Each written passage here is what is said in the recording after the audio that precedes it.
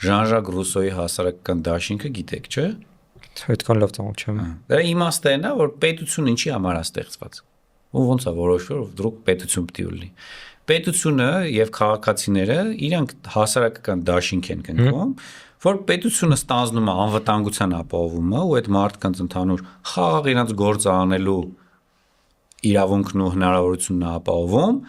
իսկ քաղաքացին է իր հարկերից մի քիչ տալիս է պետությանը ժամանակի, չգիտեմ, բերքի 1/10 տալիս է, կամ չգիտեմ, տարբեր հարկատեսակներ, որ այդ պետությունը ապահովի իր անվտանգությունը։